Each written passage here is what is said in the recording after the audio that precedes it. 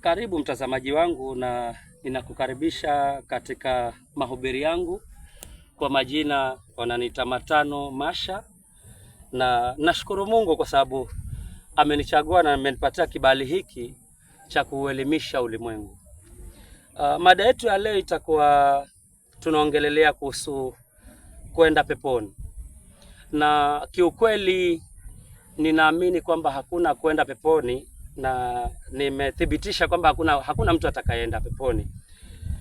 Nikisema hakuna kwenda peponi, simaanishi hakuna pepo wala ipo. Mimi cha ukweli ninachoweza kusema ni kwamba pepo ipo na moto pia nao upo, kwa sababu ni mipango ya Mungu na ni Mungu alikuwa amepanga iwe hivyo. Lakini ninaamini kwamba hakuna mtu atakayeenda peponi kwa sababu watu tumekuwa tukifanya dhambi, na ni kweli kabisa ya kwamba dhambi ipo na tumerithi dhambi. Lakini mimi argument yangu sana nitakuwa naongea sana na base sana na dhambi ya makusudi, ambapo katika Biblia dhambi ya makusudi haina msamaha. Mwenyezi Mungu mwenyewe amesema hata isamehe. Nikizidi kutia mkazo ni kwamba wacha niongelelee kuhusu mambo mawili muhimu katika maisha ya binadamu wa kawaida. Na mambo haya mawili muhimu katika maisha ya binadamu wa kawaida yanasaidia binadamu anapoishi hapo ulimwenguni na hata awapo kule andapo kule peponi, ambapo sisi tunasema tutaenda peponi, tutaenda hera. Yote ni ya Mwenyezi Mungu, lakini kulingana na mimi na maoni yangu hakuna mtu atakayeenda peponi. Na tutaongelea kitu cha kwanza kinaitwa ubatizo, na cha pili kitakuwa kinaitwa Ramadhani. Tuanze na ubatizo. Ubatizo katika maisha ya Mkristo ni kitu cha muhimu sana, kwa sababu unapobatizwa inaashiria ya kwamba umezaliwa, umekufia dhambi na umezaliwa upya. Hivyo basi mtu hafai kabisa kuirudia ile dhambi ambayo alikuwa akifanya huko nyuma. Na Ramadhani pia, Ramadhani ni mwezi mtukufu ambao huja mara moja katika kila mwaka na katika maisha ya Muislamu, mwezi huu mtukufu wa Ramadhani. Na maana kuu ya Ramadhani ni kwamba Ramadhani inapokuja na mtu yeyote anayepitia Ramadhani, yale mazuri yote ambayo huwa anafanya katika mwezi ule wa Ramadhani, anafaa ule ndio uwe mwongozo wa maisha yake. Kwa mfano, mtu umekesha kwa maombi, ulikuwa ukifunga sana, umekuwa ukisaidia watu sana, umekuwa ukijitolea sana kwa kufanya mambo mazuri, mambo ya heri. Basi inapoisha Ramadhani inayofuata ni Idi, na ile Idi ni siku ya kupokea yale mazuri yote, malipo yote ambayo kwamba ulikuwa umeyafungia mwezi ule mtukufu wa Ramadhani. Lakini hii sasa inaonekana ni kinyume kwa waumini wetu, kwa sababu endapo Ramadhani inaisha, basi Waislamu ama Wakristo ambao wamebatizwa na wale ambao wameendelea kufunga Ramadhani ikija ikiisha tu, utakuta watu wote wanarudia hali zao zile za kawaida. Kama ni mwashirati anarudi kule, kama ni mwizi anarudi kule, kama ni muuaji anarudi kule.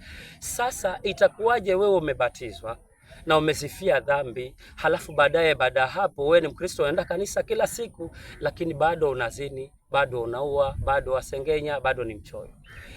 Itakuwaje wewe ni Muislamu, unasema wewe ni Muislamu, lakini baada ya Ramadhani unarudia bangi, unarudia kukatakata watu mapanga, unarudia kuumiza watu, unarudia kuudhi watu? Sivyo. Uislamu sivyo, na Ukristo pia sivyo. Kuna watu ambao wana argue ya kwamba kuna neema, na ni kweli neema ipo, hata mimi sikatai neema ipo. Lakini je, tuendelee kuitenda dhambi ndio tuongeze kiwango cha neema? Mimi naamini hata vitabu vitakatifu pia vinakataa.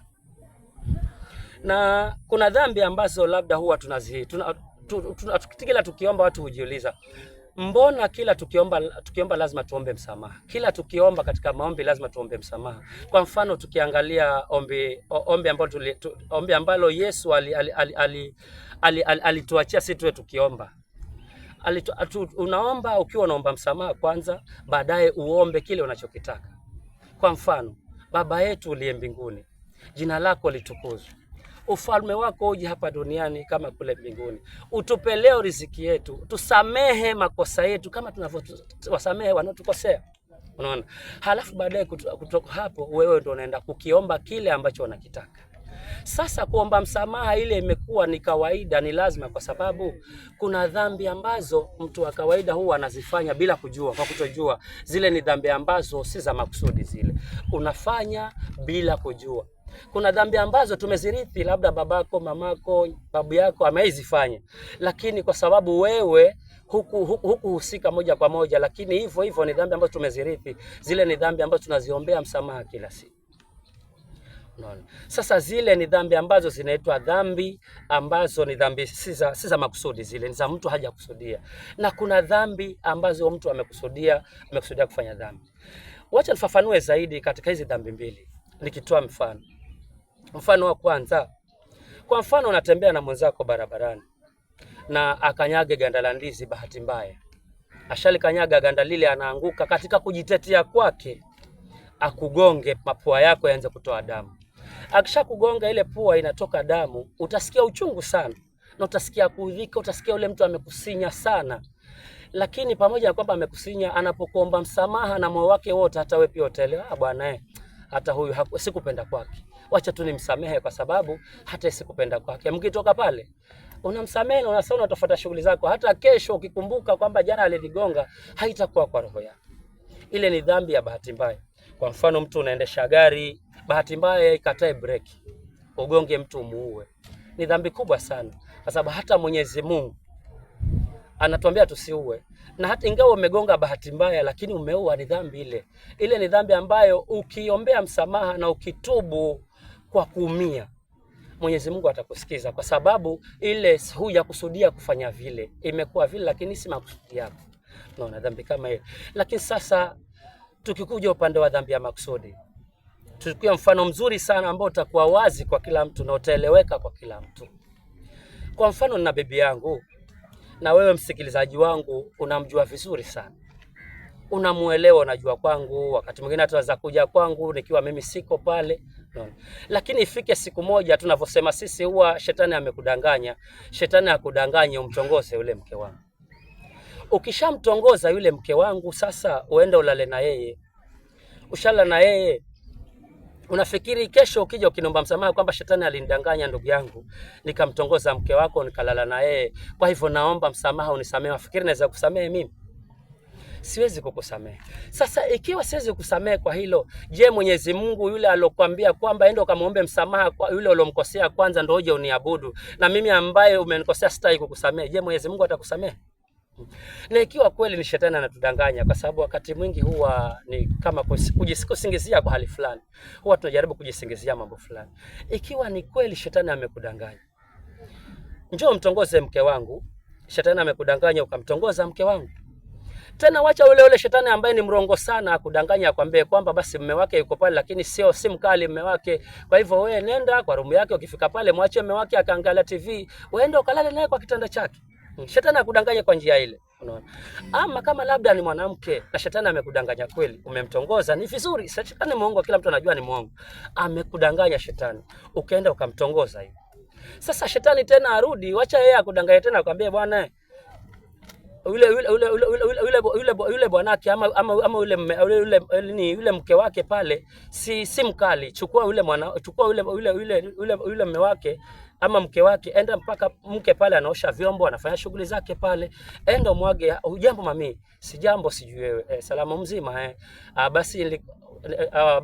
basi nilikuwa nataka kufanya shughuli kidogo na huyu mume wako ama huyu mke wako, nilikuwa nataka kufanya naye shughuli kidogo, halafu baadaye nitatoka ni muescort, halafu nitarudi tuje tufanye shughuli. Ikiwa labda wewe umetongoza mke wa mtu, enda ukamwage kama hivyo mume wake kwamba hujambo dadi, si jambo mzima, una neno, nilikuwa nataka kufanya shughuli kidogo kwa bedroom yako hapa na mke wako, halafu baadaye nitatoka nitamuescort, halafu nikirudi nitakuwa naenda kabisa, nitakuja kuaga niende na shughuli zangu. Ama labda ikiwa ni mke, wacha shetani akudanganya umpeleke kwa mume wake.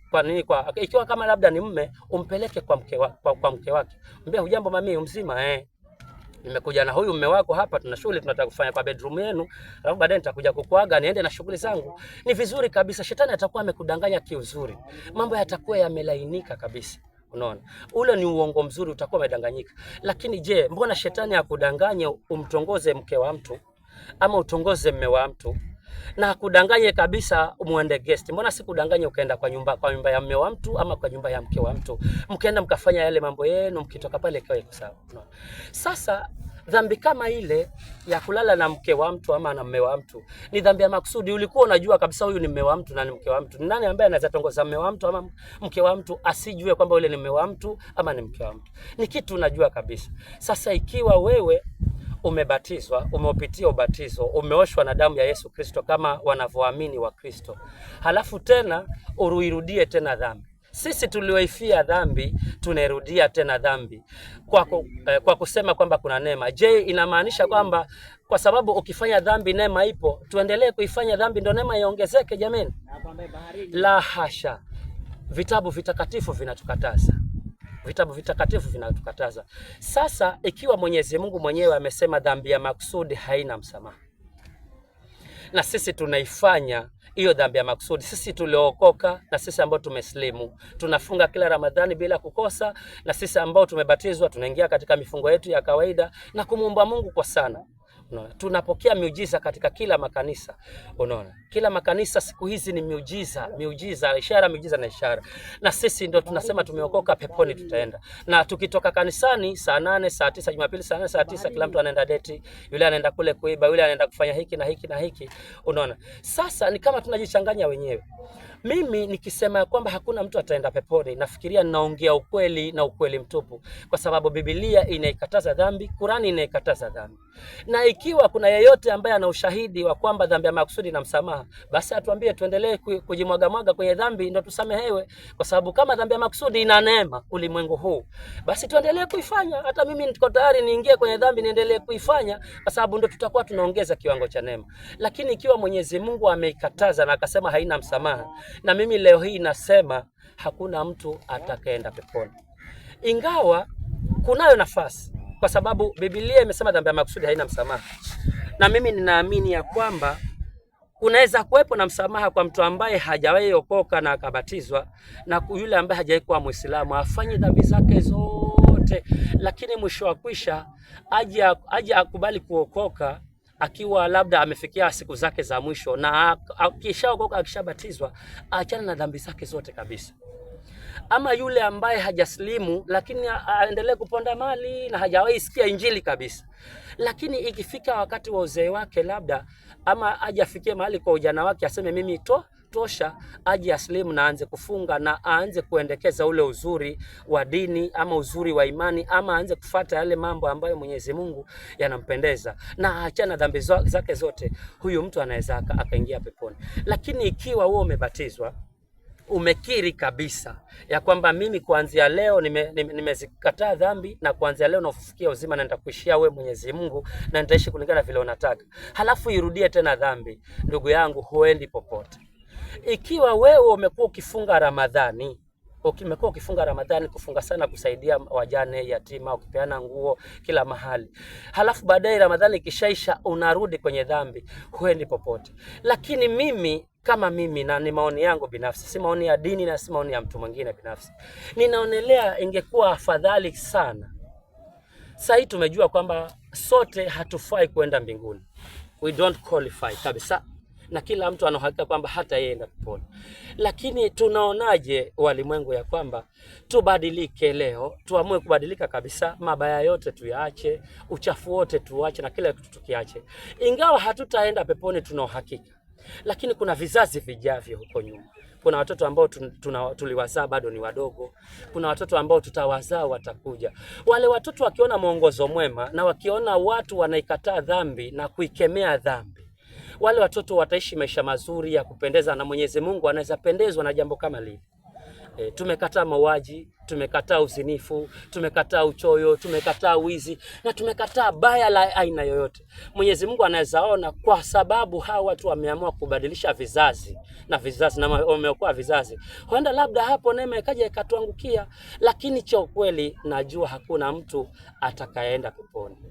Kwa hayo mengi ama machache nasema asanteni watazamaji wangu, na hata wale ambao labda watanisikiliza hataweza kuiona video kama hii, lakini nawaambia hii ni video ambayo inaongea ukweli na ni video ambayo haina mambo ya miujiza kwamba njoni mtapona, njoni tueni sadaka, mtafanya hivi, mtafanya hivi. Hizo ni injili za uongo na ni injili za kudanganya watu ili watu wapate utajiri na wengine washirika waendelee kuwa maskini. Hizo ni injili za miujiza ambazo mimi kivyangu binafsi siziamini.